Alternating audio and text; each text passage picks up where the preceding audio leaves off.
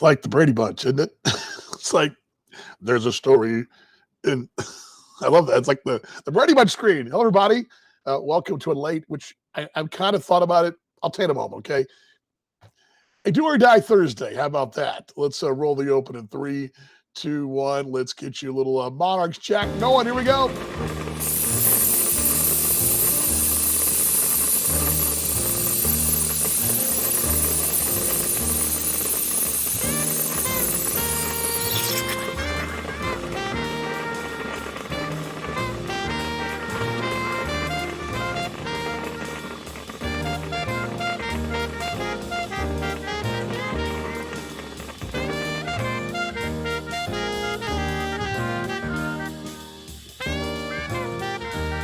Ah, yes. The coffee shop jams.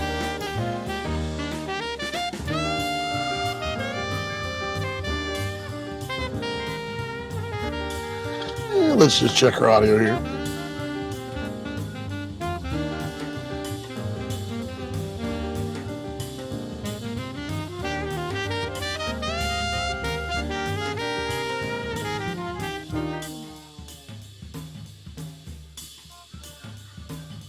I think we're good. I think.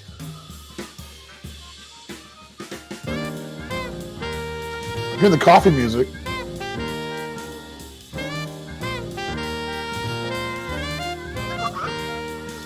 Bring down the mic just a tad there. All righty, let's bring the music down too. I guess I'll do that. There we go. There we go. There we go. How was everybody today? I just sleep. How you doing? Of course, you're brought to you by the Roastery Coffee Company. Got my cold brew right here. And I've got the best tumbler in the league. Going right here. So it's all good. Couple things. I was energized last night before I went to bed. I will admit I didn't sleep great, but I was up a little bit late, kind of just, in a game like that, you sort of rethink it all and see if you missed anything. Did you call it right? From my seat, now, from a fan's perspective, it's kind of the football mentality, and I think we do this in football. Tonight, following the Chiefs game, there'll be talk shows breaking. Well, I assume there's talk shows. I know I just go from I know being a Cowboy fan how it works. They break down everything. I mean, backup deep snapper to, the fandom, the knee-jerk reaction of the fans is always, sorry about that, I got something by again. Always incredible, right? I mean, fans knee-jerk. I'm a knee-jerker when it comes, when I'm wearing my fan hat, I'm a knee-jerker, right? And last night, I was sitting up here talking with Morgan and Adam. We were kind of chatting and kind of broke down the sequence of events that turned the game upside down last night. In case you missed it, 8-5 loss last night to even the series. Tonight, the Monarchs will play a win, and you go on, you lose, you're headed home. It's that simple. It's an elimination game for both teams.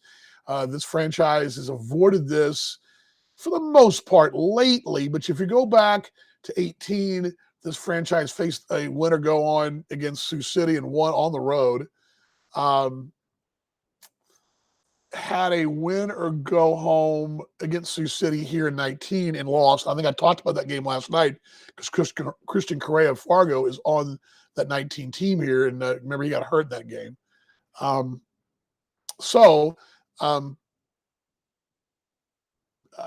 Closeout game the other night against closeout game and is one thing. This is a closeout game and also a win or go home situation. So it had to happen a lot when you won 9 in a row in the postseason, which I don't think that's as big. That's a huge deal, but you're talking about 2 different seasons, 2 different postseasons following 2 different regular seasons. Now they're both very, very unique in their own merit, also some similarities. But just going back last night, reconstructing it. And when I got this morning, I was energized. I was like, you know what? Regardless of today, I have another day to go to the ballpark. There are days in November, December, January, February, March, April where I wish I was here, especially when you look up and it's a Thursday or Wednesday or Tuesday and I'm driving. And again, nothing against what I do in the off season. When I'm substitute teaching, it's great, but I'm put the slacks on, the generic dress shirt, and I'm kind of slump my shoulders. And I go to school with my bag, and I got my computer, and I'm doing work for here. And that's the thing. I'll be doing work for, down the road, maybe a bio of some player or whatever, working on some. Last year it was working on this, actually 2 years ago it was working on the records thing. I went back through all the records. That took weeks. I used that at my substitute teaching time. But I'll sit there and I'll think, boy, wish I was going down State Avenue. Wish it was a Sunday at the ballpark and the wife and I are having dinner after the game. Wish I was chatting with Morgan and Nick and seeing Nate and, on the bus with Joey, the bus ride. I was thinking about that this morning. The bus ride back and even up to Fargo the other day was cool. I mean, just being around that environment is really cool. Like-minded individuals all trying for one common thing.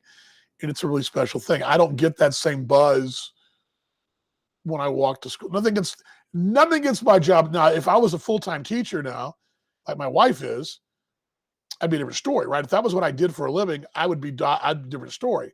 But I'm kind of doing that, kind of kill the time till it comes back again to baseball again, right? And, so it's funny, last night I was thinking about that. Well, what if tomorrow is the last day? And I started thinking a little bit, that's how I went about my business more or less in 2021. Because 2020 we didn't play.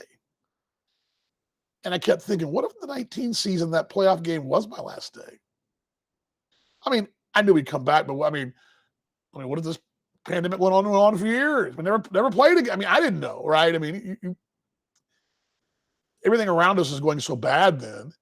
And I think it put everything in perspective. And I've talked about perspective over and over again, but I kind of, the last 6 weeks, kind of got away from perspective. I think I've been so dived in as a fan to what the moment is and how great this moment is. Yeah, Kenny. Yes. Walking the hallway and seeing Coach Morrill, who still probably looks at me and goes, Mr. Vaughn is the substitute teacher. He's probably rolling his, no, he actually doesn't do that. I'm just kidding. But it's funny because I'll see Coach Harmon, who's just retiring, and I sub for him a lot. It's funny because Kenny and I were high school teammates together. And that's the special time. But even then, it takes me back to what's funny about that, Kenny. And this is a whole different story, and I'll get back to the baseball in a moment. But what's funny about that for me personally is that takes me back to the day when these dreams I have now that I'm fulfilling, I was dreaming, right? I mean, when I was back there, sitting in the gym, this is only something Kenny's going to understand, sitting in the gym with Steve Fox, and we were doing play-by-play and color commentary of the cheerleader tryouts, which I wish that video and audio was still around. That was me working toward today. When the principal, Mr. Eckhart, called me in the office because I was caught reading the sports page again, box scores, and he finally said, Mr. Vaughn, tell me why it's so important. And I taught him how box scores worked. He loved it. He was like, oh, yeah, I remember these as a kid. And so, it takes me back a little bit, but it again, you're right. It doesn't fulfill, and as one it does in this business, Kenny does. And I think as sports fans, we're like that. That's why we run from sport to sport. Like, for example, as a sports fan, I'm the same way. My college football team started playing 2 weeks ago, and I've been pretty much paying attention to what's going on there. Even though I didn't go to the games, I have season tickets, but I'm in there.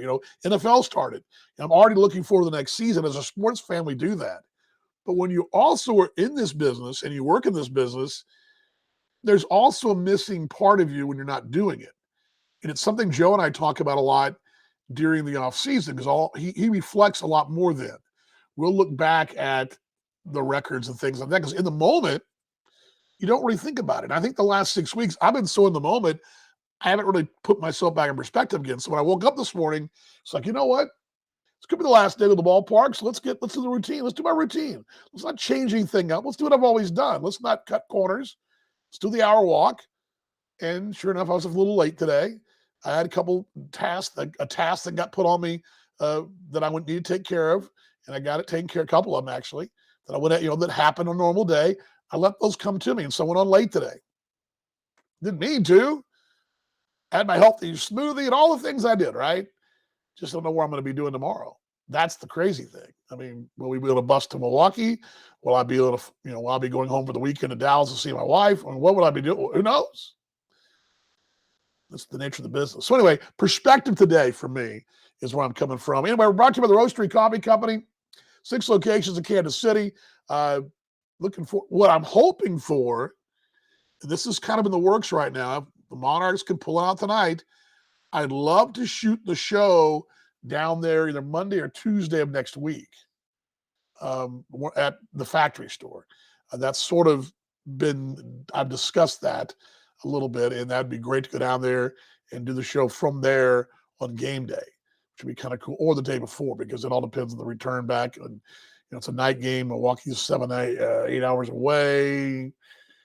It probably would happen on Tuesday, honestly. But that's just a thought. Want to get down there to the show. Maybe we'll do the end of year show there, something like that. I really kind of thought about today. My original thought was that the Monarchs would have pulled off last night, gone down to the show down there today. So anyway, perspective is where we're at. Again, and now let's go back to the game. Talk about that game from last night. And again, show you one more time here. Our good friends.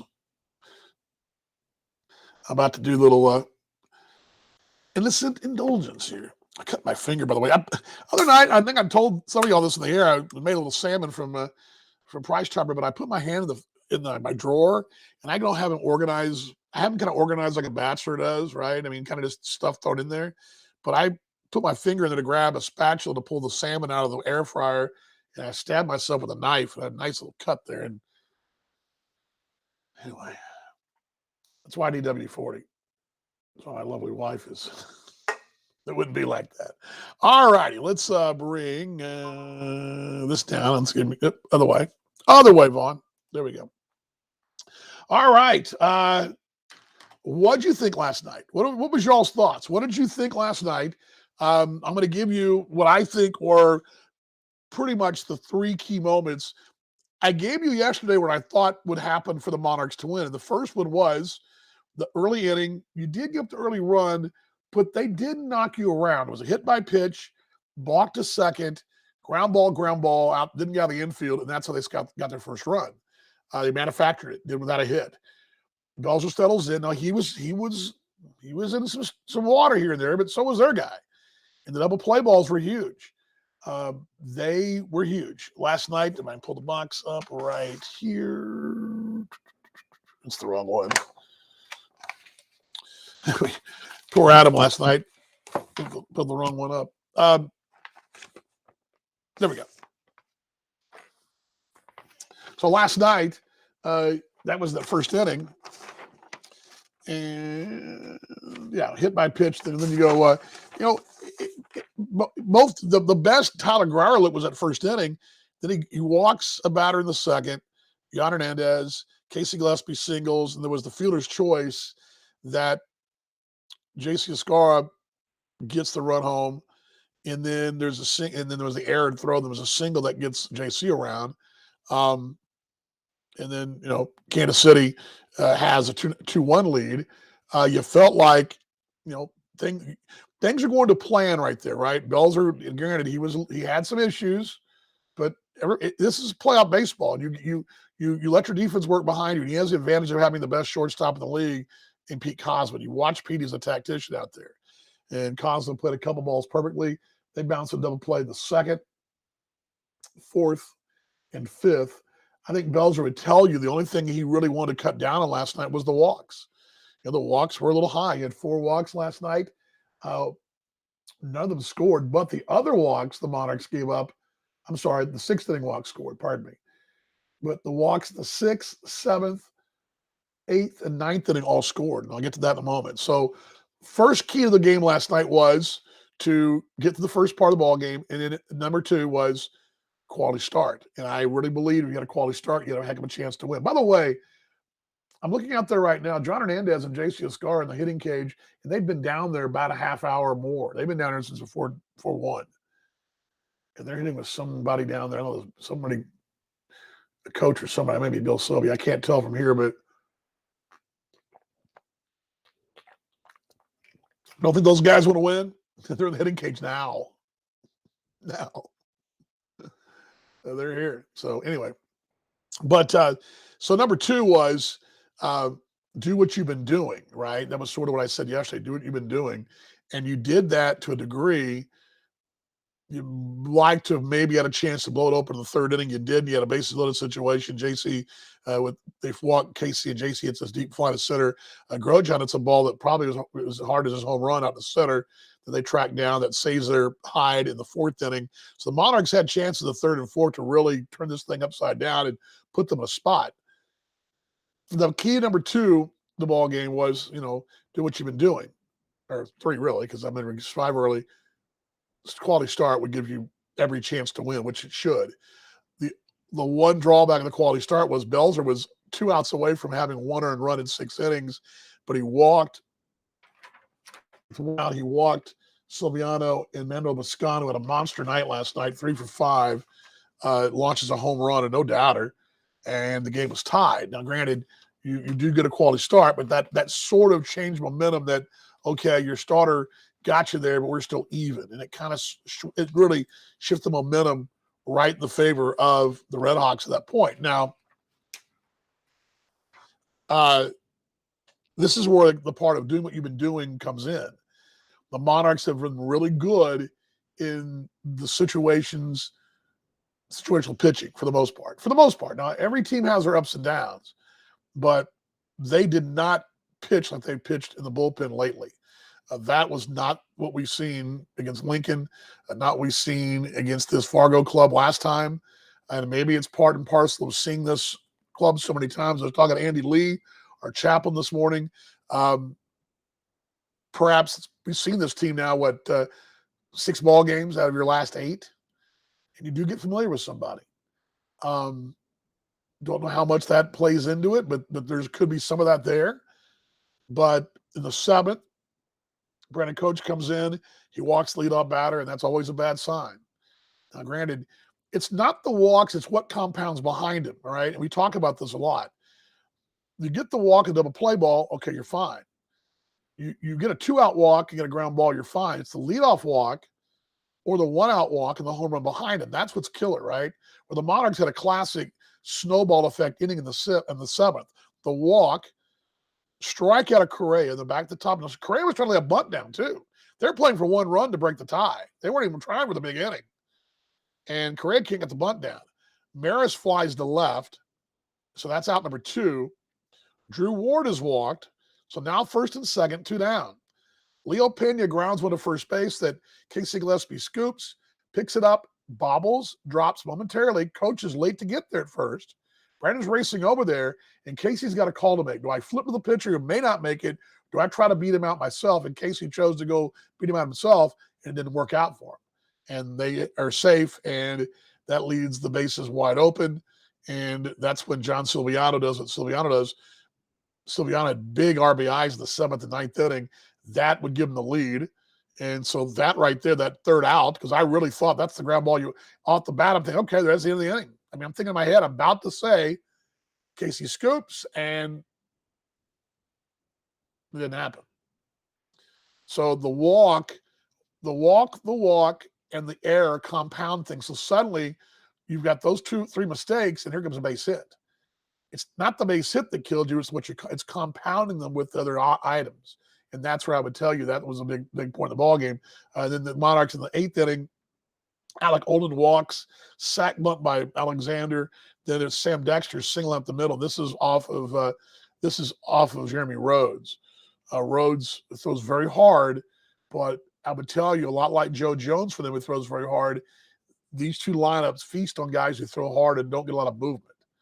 And it's a lot of velo there and didn't get a lot of movement.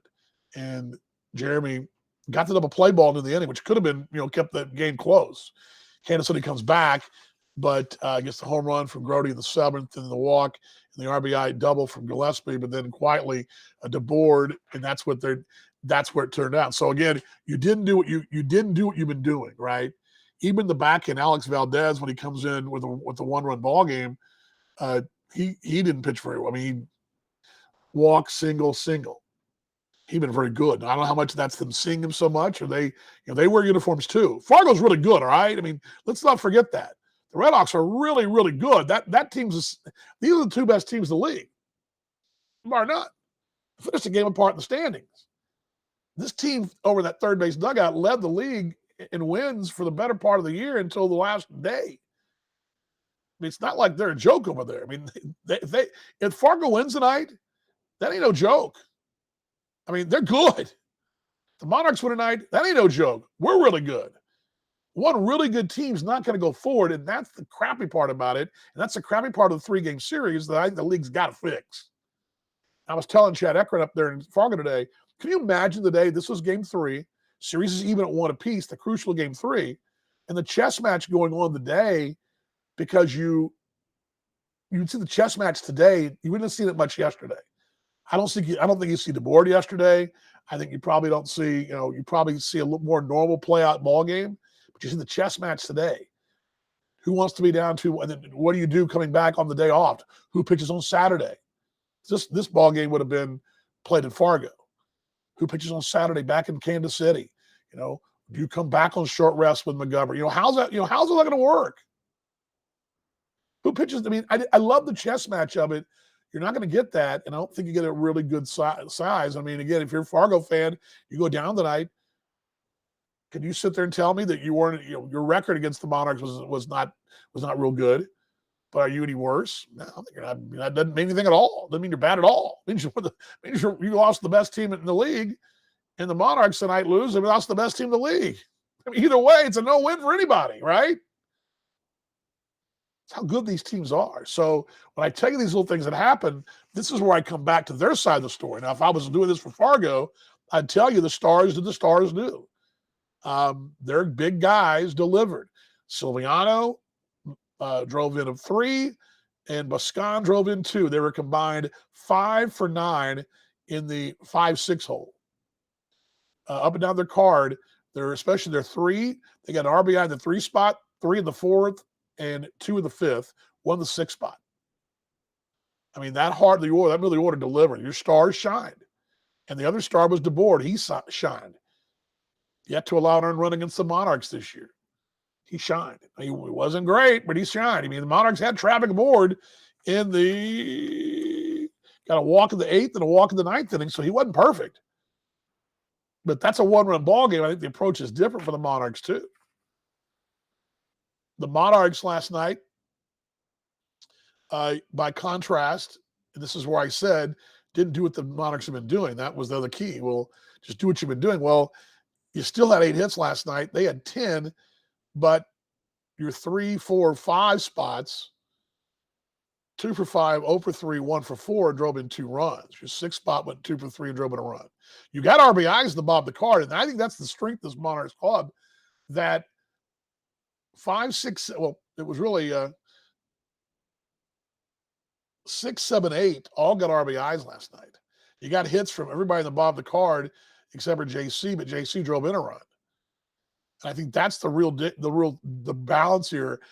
Olin's really good for them down that 6th spot, but the Monarchs have a really huge advantage, I think, at the bottom of the card. And I think the wild cards like Kevin Santo got on base 3 times last night was huge. But again, I would tell you more times than not, Santa gets aboard and good things happen. Malik Smith was an 0 for 5, but don't let that fool you. Malik hit the ball hard in both corners and hit one just a little under one to get out of the ballpark. Malix has hit the ball as hard as anybody. He had that one ball hit right at the box that luckily they played perfectly on and had a play on, and was it. So I would go back to rewind again. Do what you got to do. With the Monarchs that did not do what they had been doing.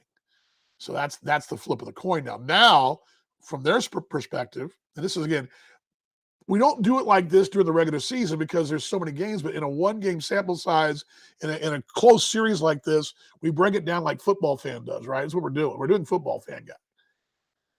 For the lack of a better thing, we're doing the call-in show, but that's what works. I mean, that's sort of how it works when you get in this situation. So tonight, this will be a grinded-out ball game. Another good left-handed pitcher. Peyton Wigington's been really good. He's pitched fairly well against the Monarchs. He's pitched well against the league. But, this is a different situation. This is not a game in July It's not really a game in late September. It's a game in September that the winner goes on, the loser goes home, and has a chance to play for a title. The other thing I would tell you, the wind is blowing straight out today. I mean, it's blowing straight out over the top of the bullpen.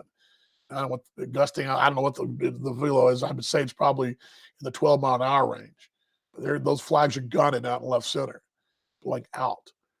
And that has been a good thing for this ball club over the course of time.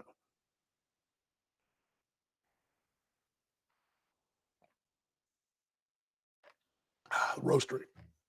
So let's go back to your comments. So what do you guys got here? I got a real bad glare, so let me see if I can pull these up for you. Kenny says, walks are brutal. Yeah, 8 is way too many. 8's way, and you know what? And the thing about it is they walked 7. How many of their walks scored? 3? 3 of the 7 scored. So the walks scored last night, but they walked 7.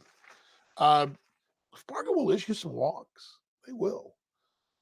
Stito says, really hope we harness that energy from them showing us up after the game. I told Janae I would be surprised. Yeah, I don't know what happened with that, and I need to find out. I've had a couple people ask me about that. To tell you what he's talking about into the ball game, and I sat in the air. I caught this in the crowd mic initially. I heard some barking, and I'm doing my thing, going back and forth, and I look, and I see as you know, the Red Hawks were doing their clap line, right? Everybody does the clap line, high five and all that. They did theirs, and because Chris Coast doesn't, Little has a hard time getting around right now. He's been banged up, their manager. They all came out of the near exit, right? And that's sort of what teams do, right? That near exit is very close to the backstop.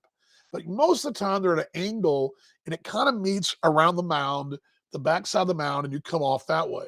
They were really more toward home plate coming off the field. Now, I don't know if it was because of the way the ball was popped up over its short, so that was part of it. But I don't know why they weren't more that direction. But they were coming more. Their actual line was more even with the mound, if not in front of it. Now the Monarchs obviously were ticked off. I think they realized collectively they realized as a collective that they probably let that get away, and Fargo won it. I don't know if this was the Spanish. I think part of it was, but Silviano was in the line. He turns, and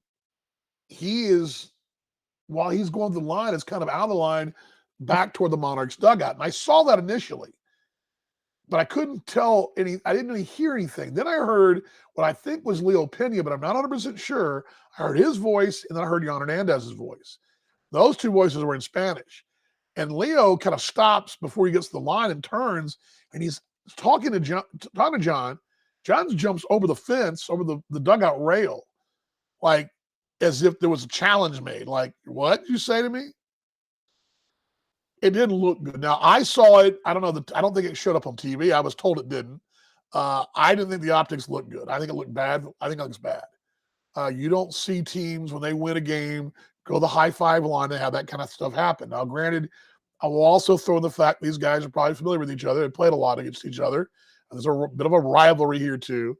There was also some chippiness going on. I understand there was some stuff going on in the photo wells as well, which we're going to take care of today with some accredited media. I just know that went on. So I know there was already some chippiness going on already, but I didn't think there was anything directly involved in this more than the emotion of the moment.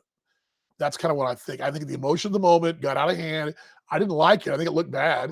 I don't think there's any room for that, but I think the emotion of the moment, yeah, we won. Hey, we won. Yeah, you take it. And Monarchs didn't like it, but you know what? I mean, it's a competitive game at that time, and right, heat the battle. You've got some competitors out there, and that happens. I mean, I can't really tell you that. I don't like the look of that. And the more I thought about it, I like to look for both teams. But I don't think the Monarchs were collectively in the dugout, and I look, they're already heading down this way. And a couple guys going to grab their bats and stuff like that. They had to all make that long walk. But there was no one standing out here. No one was standing to my right going, hands up. No one was out there in their line causing trouble. Everybody was down the dugout. They were packing their stuff up. This was going on, and that's when whatever was said got Hernandez's attention and jumped over the rail. And I didn't like it. The umpires were already gone. Security was already gone. They were already to the backs turned that direction. So I don't know what happened there, but I would chalk it up to emotion, I guess. But I didn't like it. Didn't like it at all.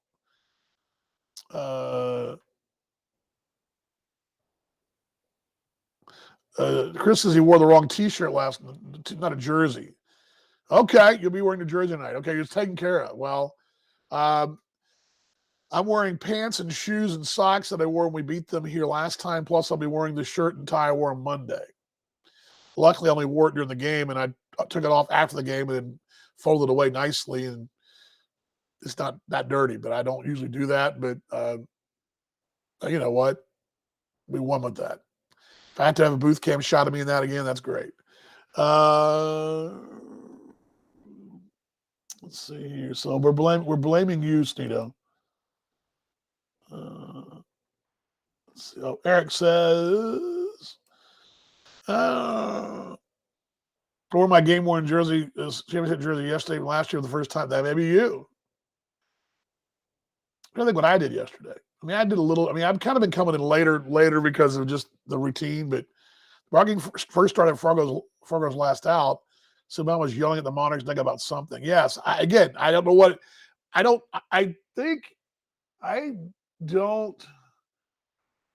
know him. Okay, I don't know anything about him. I've just said hi to him.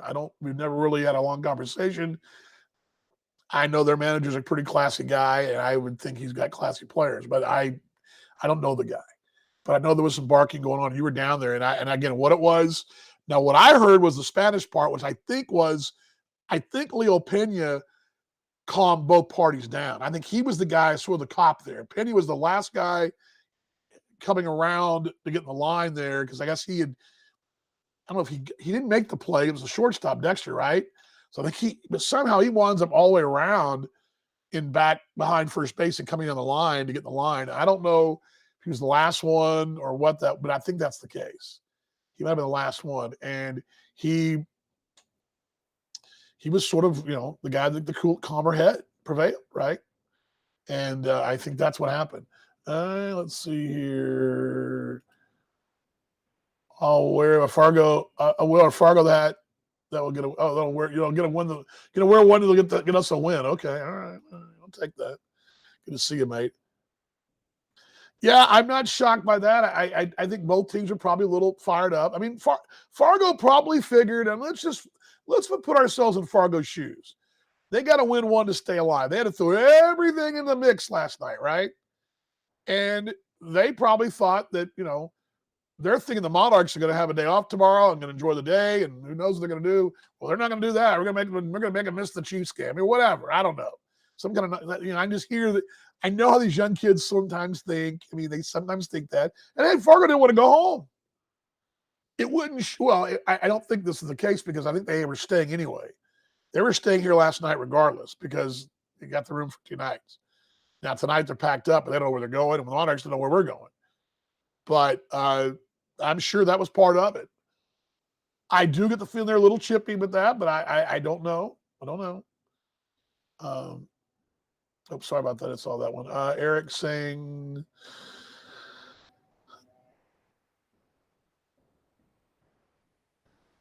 okay, so I didn't see the stirring in the dugout, but I could hear some chatter, and I heard a calm down, but I don't know what that was about, but I heard that.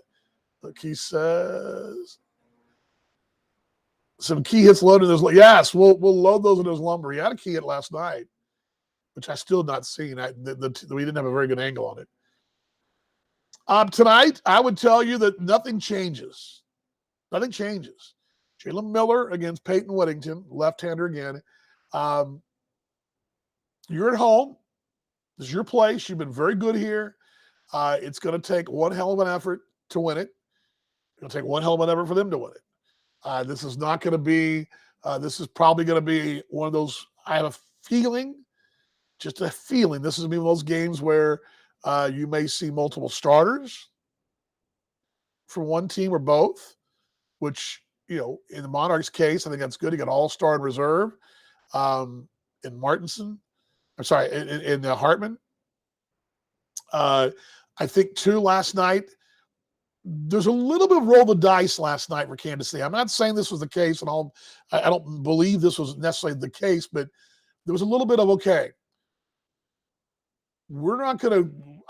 I felt like Fargo really, they were down their last quarter, their last chip of the table, and they put it in there, and it worked. The board was their last. I mean, that was the guy. They went with him a little long last night. I think the Monarchs sort of said, well, Valdez doesn't have it or whatever. He's not in a safe situation. Let's save him a little something in the tank. Martinson as well. I think the Monarchs thought maybe they would get the bullpen they did, and I would give the unsung hero to the Red Hawks. Their bullpen gave up 2 earned runs. The Monarchs bullpen gave up 3 earned runs, and that's the difference in the ballgame. So, yeah, 2, 3, and they gave up. That's that one earned run difference was the difference in the ballgame. So, but I don't think you change anything. I think the lineup will probably be similar to what's tonight. I think the only thing that's going to be different is really what the numbers tell you against Whittington and the lefty. He is the one that's probably the youngest. He's the youngest of the 3. They're all the McGovern's the veteran. The 2 guys a little younger, but this is a guy that is probably pitching in as big of a game as he's pitched in. Now, granted, there won't be. I'm going to take the crowd out of it tonight. There's 5 people or 5,000. Take it out of it. All right. I don't think that's going to affect the excitement. That's not going to affect the quality of the ball game. Okay. Energy, maybe, but not the quality of the game and the energy of the teams. I guarantee you that, because something's on the line here. And like I said last night on the air, somebody's going to miss something special. Hey, you know what? You want to go watch the opening night of the Chiefs against the Chargers, and a game that, it means something because it's this week, but at the end of the day, what's the one that matters for the Chiefs? The one they play last, right? But which one matters to the Monarchs? Well, the one they play last. Right now, that one's right now. They're trying to play more games, right? So anyway, I mean, I can't control that. It's unfortunate. That's the way it is. But hey, you know what? Tip the cap to the Red Hawks. They were down 3-1 last night. It looked like this was going to get out of hand. It had a feeling of a Monarchs home game, and I've felt these before, where the Monarchs get a little something going, and suddenly it snowballs, and it winds up being a Monarchs night. And we feel at this ballpark a lot. I think that's the feeling that I got in the 5th inning last night, that, okay, this thing is going the right direction. All the things are stacking up. But that home run changed everything in the 6th, despite tying it. And if you had somehow kept the game tied in the 7th inning, I think things turn out a little differently. Take a lead. I think you take a lead, and Coach is back out there, Martinson's back out there. I think it's a little different story. We'll never know, but I think that's where it looked like to me. All right, what else do you guys got? Final call here and questions. Airtime tonight, same time. By the way, last night on the radio side alone, we were 2 shy of 400. We have 398. That's the most I think I've ever had on MixLR. That's not at one time, but that's how many listeners we had that clocked in and listened for a decent amount of time. That's incredible. Thank you. My guess is with the stream involved, I bet we crossed 500 last night. We had a couple of 400, low 400s, but we're easily in the 500 plus range. We might have been 6. I haven't even pulled those yet. So anyway, thank you guys for that. Tonight, 6 o'clock, I got a whole broadcast to prepare. I haven't even started yet, which is a normal day for me, which is good. That means I'm going to do a normal day here. Do a normal day here. Probably going to miss lunch again, which is what I usually do because I get behind, and that's okay. It's okay because I want to do the normal thing. I want the normal feeling today we go on the air and just, hey, let's enjoy. Let's enjoy. These are great moments, okay? And you're playing for a chance to play Milwaukee. Your franchise is playing for a chance at the championship series again, which would be in the last 4 years or 3 years you've played, 4 years of the season, 3 you played. You've made 3 visits there if you make the win tonight. That's pretty impressive. So anyway, we'll worry about the other particulars in the post game tonight, the if, ands, and wheres. And I'm going about this as if it's just a special day, because it is, and also a chance to do this another day. And that's my feeling. And I think the Monarchs, if they do what the Monarchs do, will be fine. But Fargo can say the same thing. And some really good team could have a hard time tonight and go home. And that's the tough part. Hope it's not the Monarchs. Hope we do fine tonight. And I got good faith. I think, if you're going to ask me with a gun to my head, don't do that, by the way. I would say, if I'm forced to make a decision, it reminds me a lot of the way the big leagues seem to work. You get that series even, and then you come down to that seventh game, and the home team just finds that magic. It just seems to be the case more times than not. I remember when the Rangers were in the World Series and got the thing even at home and had two cracks at St. Louis in 2011 and lost both. I'm sorry. Yeah, they lost the first. They were up in the series. Just needed to win one of two and lost both there in St. Louis. Some home magic with the Cardinals. I mean, I think of those kind of series. And I think that's the kind of thing that's going to happen. I remember the games against St. Paul. They were really, really good, but there was just some kind of something there that the Monarchs had after they split that series in St. Paul. They came home. I think about just think about the things this club's done. The game, just the way this thing's worked. This season alone, I mean, think of this season. It's basically a 3-game series. And we've talked about 3-game series. That's what this is. The Monarchs have had several big chances like this and have been really good in these spots. So, I can't tell you how it's going to break down. It won't be easy. This is a tough matchup. I ain't going to lie to you. This is not an easy matchup. This may be as tough of a matchup since Minier in Lincoln. But the Monarchs solved that problem, right? And battled. And, you've got, you can't keep everybody as good as they were last night and as bad as the Monarchs played late. I don't expect those things. I expect those things to kind of even out, right? I expect the Monarchs played pretty well, then they played pretty well, but the Monarchs going to raise their level of game a little bit, and I expect things to even out. And how that works out is anybody's guess. Leland says last night was way too long. Yeah, it was long. It was long. It was a 4-hour game last night, and it felt like a 12-round heavyweight championship, didn't it? I agree. All righty. I'll be on the air tonight at 6 o'clock. Those reminders here. This is a little longer than I wanted to, but that's all good. I love chatting with you all. 6 o'clock tonight on the AA Baseball site. Around just after that, somewhere around, 6:15 or so, 6:20. That's when you'll see us on AA Baseball TV tonight. And that'll be a big group of folks watching and listening tonight. You thought last night was big.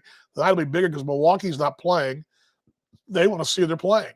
So they'll be tuning to Jack and I down the hall. And then, of course, we'll be on the radio side as well. There we go.